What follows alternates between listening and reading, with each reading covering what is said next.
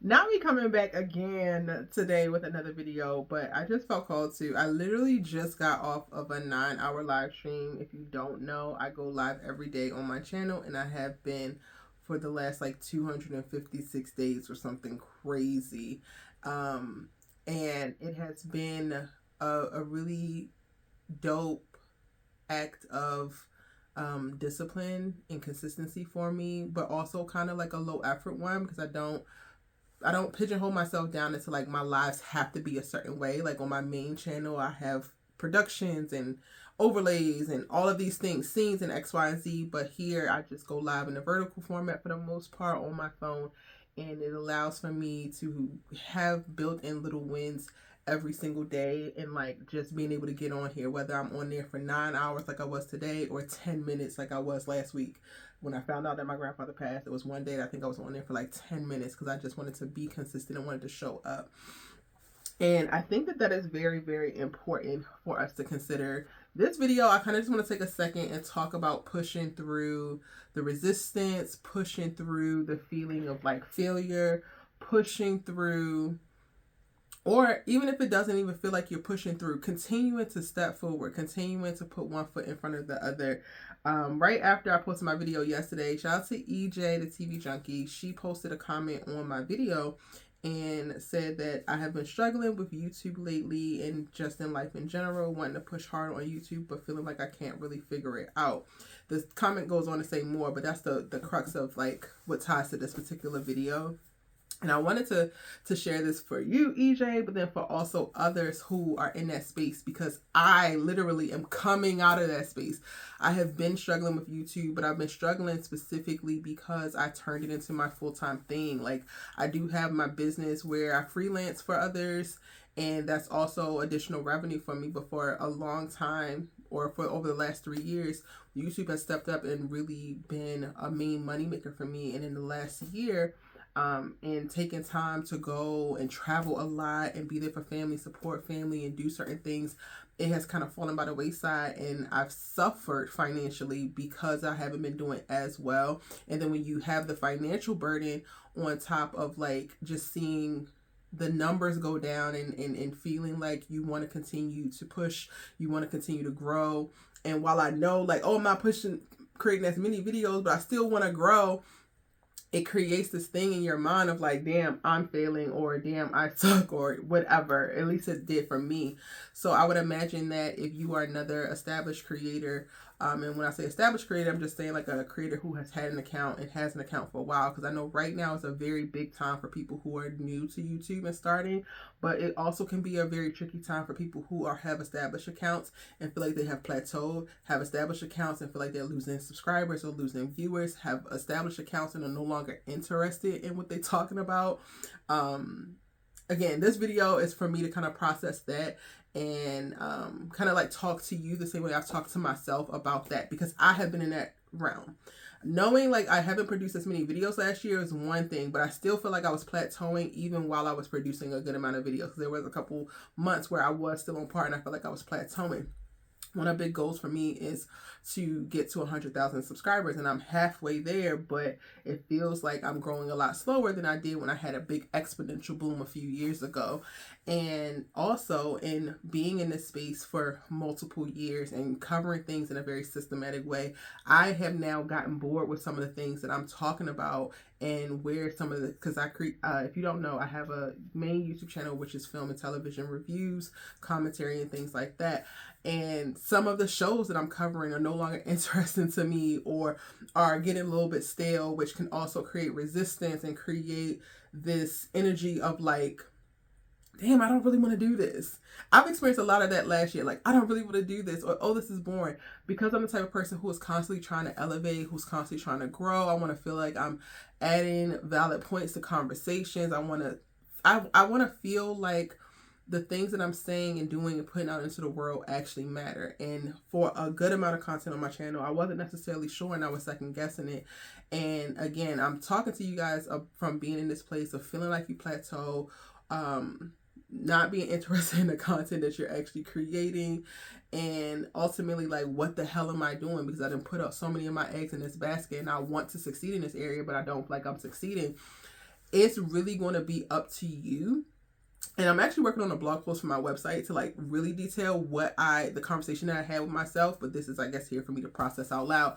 But it's going to be up to you to decide to go all in or get all out. Because when you start to feel those feelings, shortly behind them are like resentment. Shortly behind them is like additional frustration that can totally completely impede your creativity in this space, and it could really, really suck for you. And I know I've experienced even that a couple of times last year where I just couldn't even make any videos, and I was just so unmotivated, and it was really, really tough.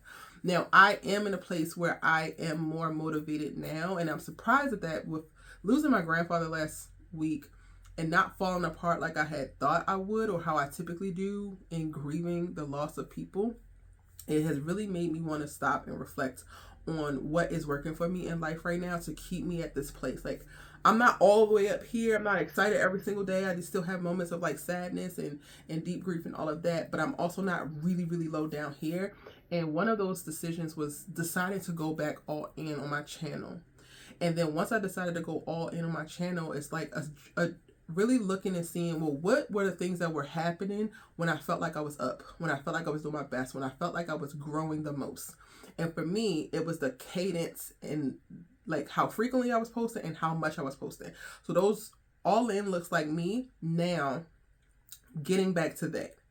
But I'm uninspired in what I'm talking about. So the T with that is like you've already cultivated an audience that wants to see these things. And while you might not be as interested in it, these people are just as interested in it.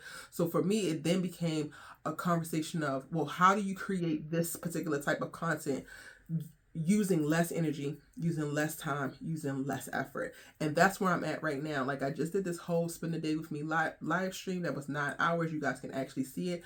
On it, I'm editing videos, I'm recording voiceovers, I'm taking breaks and eating, drinking water, doing all of the things. And I was able to, like, I just published my 5th video of the day. I'm trying to get into a cadence of posting 6 videos a day. And I have another video that I have to edit and then publish, and it's 6:54. I think I started around 8 something this morning. But I have a bunch of videos recorded. I just need to edit another one and put it up, right? So I'm in a good space of like going to hit the thing, and I'm also ahead. So I also have like part of what I edited this morning were videos that I had already recorded, and they are scheduled out for this other show. And honestly, while I'm not like the over the moon excited about every single thing I created, it was still doable. I think in deciding to be a YouTuber and deciding to be a creator and specifically wanting to service an audience, you have to never forget that you are servicing an audience. So at the times where you're a little bit less inspired or less motivated to do the thing, the audience is the thing that needs to be driving you. So all of the content that I created today is really for the audience that is already there. Now, the reason why I had to like, okay, let me figure out how to do this more efficiently, with less effort, which you will be like, oh, Erica, you spent 9 hours today. That's not less time. It actually is, because in that amount of time, I recorded, I think, 9 voiceovers, edited 7 videos, and posted, once I'm done, after I finish this, I'm going to go back to editing, posted 6. That is way more than I was doing before. And if I do this for like 1 or 2 days out of the week and I'm like getting ahead, right? And I have all this content, then I have the other 3 days of the week. Let's say I only work a 5-day week schedule, whatever. I have the other days to work on the intense video essays that I want to do, the deep dives. Like, I also was like, okay, so if you're uninspired by this, then what would get you excited? What would make you happy? What do you want to do that you feel like you can't do? And it was exploring relationships and video essays and comparing characters from one show to another show that have nothing to do with one another, but how they represent it, and like talking about writing, and all of that gets my gears going. So it's like, okay, so let's make that. Let's make the things that's going to sustain the channel, it's going to sustain the audience now, cool, and do it in a way that's efficient enough that you also still have time to explore this other thing. And it's like, cool. So that's where I'm at. And now I'm back motivated. Now I'm back excited, because not only am I working on like passion projects and like, okay, this is really getting me excited, but I have a plan. I have something to work towards. I have something to commit to. So maybe that's also the thing of like, if you're feeling at a place and you're demotivated and you're really, really struggling, one, figure out if you really want this. And if you do, then figure out what's the thing that you want that you feel like you're lacking, and what's the thing that needs to sustain what you already have built, and then come up with a plan and how you're going to work those things and commit to it. So out of all of what I just told you guys, I'm also committing to doing this for 30 days, to figuring out how to make this work, to pushing out as much of this type of content as possible. And the crazy thing is I don't even hate all of it, right?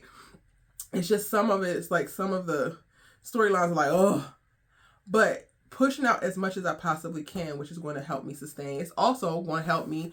I'm about to leave to go to my grandfather's funeral, and I don't want to be like recording and editing while I'm gone.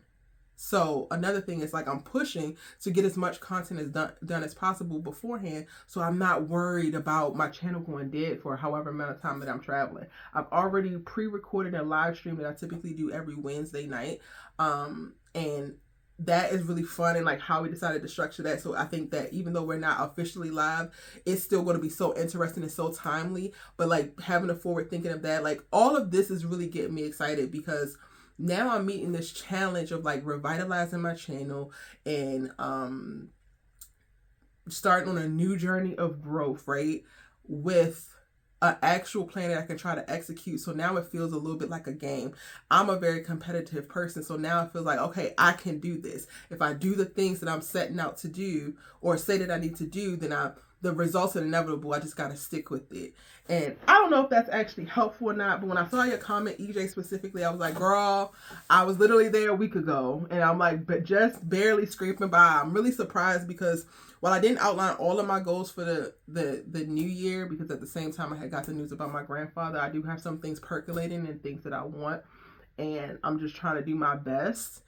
And those are all of the things that came up for me while like navigating that, while navigating feeling defeated, while navigating feeling like, oh, my channel is just not going to continue to grow, like feeling like I am stagnant and I'm not going to get the opportunities that I want, which are all way even bigger than my channel. Like this year, I really want to move the experience of like Erica Vane and like talking with me about TV into real life experiences. Like I want to host screeners. I want to host rewatches. I want to get together with people and like talk characters, talk shows, and just be out with the people.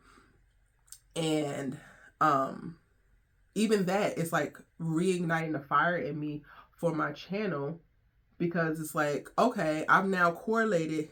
I produce this amount of content will get me this amount of eyes. If I start to, rise to this particular place, then this will automatically lead to me being able to have better leverage to go to X, Y, and Z and say, hey, I need your space so I can host a meet and greet. Hey, I need your space to da da da da da.